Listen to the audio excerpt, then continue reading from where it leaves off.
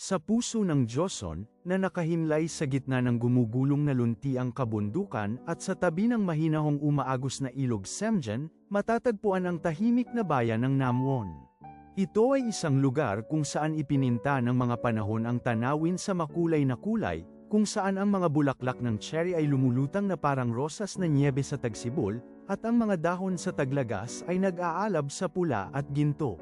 Sa ganitong kaaya-ayang tanawin, nanirahan ang isang dalaga na ang kagandahan at diwa ay kasing akit ng lupain mismo, isang binibini na nagngangalang Chunhyang. Siya ang anak ni Wolmei, isang nagretirang gisaing, babaeng mang-aaliw, na kilala sa kanyang galing at karunungan, at minana ni Chunhyang hindi lamang ang alindog ng kanyang ina kundi pati na rin ang isang likas na dignidad na nagpatangi sa kanya. Isang maluwalhating araw ng tagsibol, habang binabango ng amoy ng magnolia ang hangin, dumating sa Namwon ang batang anak ng mahistrado, si Lee Mangriang. Si Mangriang ay isang iskolar na buhat sa marangal na angkan, pino at masipag, na nakatakdang magkaroon ng isang marangal na kinabukasan. Ngunit sa araw na ito, malayo sa kanyang isipan ang kanyang pag-aaral. Kasama ang kanyang tapat at medyo lampang lingkod, si Bangja, gumala si Mangriang sa hardin ng Guanghalo Pavilion, na kilala sa kanyang kagandahan. Doon, sa gitna ng makukulay na bulaklak at marahang kaluskos ng mga dahon, nasalayan niya si Chunhyang, na umiindayog sa duyan sa ilalim ng isang punong willow, isang tanawin ng makalangit na kagandahan. Mula sa sandaling iyon, lubos na nabihag ang puso ni Mangriang. Alam niyang kailangan niyang makilala ang kaakit-akit na babaeng ito. Nilabanan niya ang kanyang paunang hiya, ipinadala niya si Bangja upang tanungin ang pangalan nito, pagkatapos ay buong tapang siyang lumapit. Si Chunhyang, nabatid ang pagkakaiba sa antas ng lipunan sa pagitan nila isang anak ng mahistrado at ang anak ng isang gisaing ay una munang nagpanatili ng magalang na distansya, ang kanyang dignidad ay hindi natitinag. Gayunpaman, ang pagkaseryoso at taos-pusong paghanga ni Mangriang ay unti-unting nagsimulang tunawin ang kanyang pag-aatubili. Nakiusap siya para sa isang pagpupulong, ang kanyang mga salitang pang-iskolar ay nabalutan ngayon ng malatulang pagmamahal, hinahangad hindi lamang ang kanyang pangalan kundi pati na rin ang kanyang puso. Sa ilalim ng tabing ng gabing maliwanag ang buwan, natuntun ni Mangriang ang tahanan ni Chunhyang, ginabayan ng malambot na ilaw ng mga parol na papel. Ipinahayag niya ang kanyang pag-ibig ng buong puso at taos-puso, at si Chunhyang, bagamat maingat, ay hindi makakaila sa sumisibol na damdamin sa kanyang sariling puso. Ipinagtapat niya ang kanyang takot tungkol sa kanilang magkaibang katayuan sa lipunan, ngunit nanumpa si Mangriang ng walang hanggang pag-ibig at katapatan, nangangako na pahahalagahan siya higit sa lahat, anuman ang mga pamantayan ng lipunan. Ang kanilang pag-ibig ay isang ugnayang nabuo hindi ng katayuan, kundi ng dalisay na pagmamahal at paggalang sa isa't isa. Sa basbas ni Wolmei, at ginabayan ng sinaunang tradisyon, isinagawa ni Mangriang at Chunhyang ang isang lihim na seremonya ng kasal ng gabing iyon. Ito ay isang simple, pribadong okasyon, na sinaksihan lamang ni Wolmei at Hyangdan. Nagpalitan sila ng sumpaan sa ilalim ng mapagbantay na mata ng buwan, nangangako ng katapatan at pag-ibig hanggang kamatayan. Para kay Chunhyang, ang sagradong pag-iisang dibdib na ito ay lumampas sa mga dibisyon ng lipunan, ito ay isang patunay sa kapangyarihan ng tunay na pagmamahal.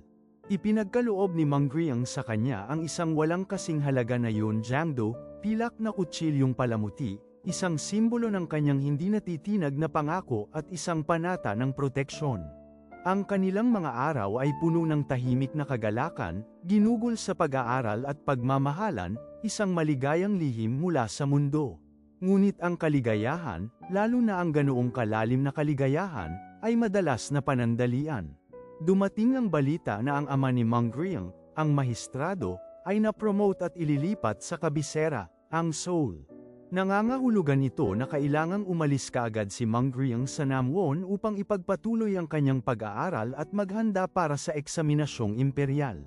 Ang biglaang pag-alis ay nagdulot ng madilim na anino sa kanilang lihim na mundo, na nagbabantang sirain ang sagradong ugnayan na kanilang bagong nabuo. Ang pamamaalam ay nakakasakit ng puso.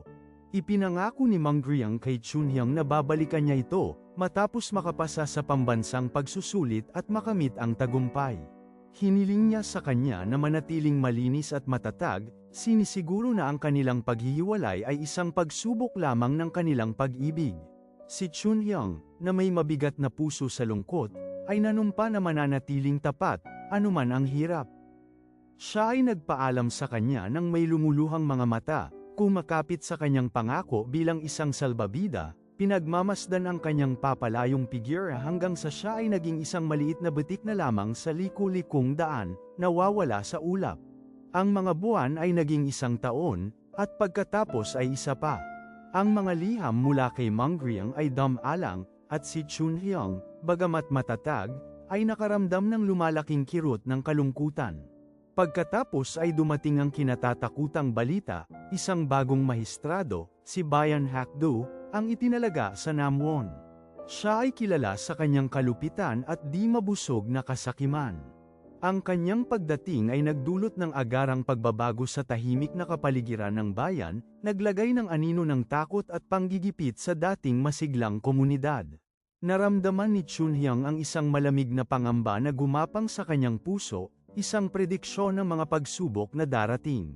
Di nagtagal pagkatapos ng kanyang pagdating, napatunayan ang totoo sa mga bulong-bulungan tungkol sa kasamaan ni Bayan Hakdu. Naglabas siya ng isang dekreto na ang lahat ng gisayeng at magagandang babae sa Namwon ay kailangang humarap sa kanya. Si Chunhyang, bilang anak ng isang gisayeng at kilala sa kanyang kagandahan, ay kabilang sa mga unang ipinatawag. Ngunit si Chunhyang ay hindi ordinaryong babae. Tumanggi siya, idineklara na kasal na siya kay Lee Mang Griang at hindi makapaglingkod sa iba.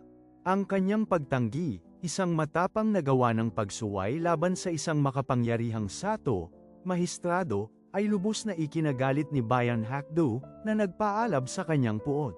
Galit sa kanyang pagsuway, ipinag-utos ni Bayan Hakdu na bugbugin ng matindi si Chunhyang. Ang kanyang tapat na alipin, si Hyangdan, at ang kanyang ina, si Wolmei, ay lumuha ng pighati habang pinapanood ang brutal na parusa, ngunit tiniis ni Chunhyang ang sakit ng may kamanghamanghang katatagan. Kahit sa gitna ng malupit na palo, tumanggi siyang talikuran ang kanyang asawa o sumuko sa mga kahilingan ng mahistrado. Ang kanyang matatag na diwa, bagamat pininsala at basag, ay nanatiling buo, isang patunay sa kanyang malalim na pag-ibig at hindi natitinag na prinsipyo. Ibinagsak sa isang madilim, maruming selda ng bilangguan, malayo pa sa katapusan ang pagdurusa ni Chunhyang. Gayunpaman, kahit sa kanyang kawalang pag-asa, kumapit siya sa pilak na Yunjiangdo na ibinigay sa kanya ni Mang Griang, isang matibay na paalala ng pag-ibig nito at ng kanilang pinagsamang pangako. Ang kanyang diwa, bagamat pagod, ay nagtago pa rin ng isang mahinang kislap ng pag-asa, pinatibay ng alaala ng kanyang mga panata at ng lakas ng sariling paninindigan. Bawat lumipas na araw ay nagdala ng bagong pagdurusa, ngunit ang kanyang pagsuway ay nanatiling matibay gaya ng dati, ang kanyang katapatan kay Mang Griang ay hindi natinag kahit sa harap ng kamatayan.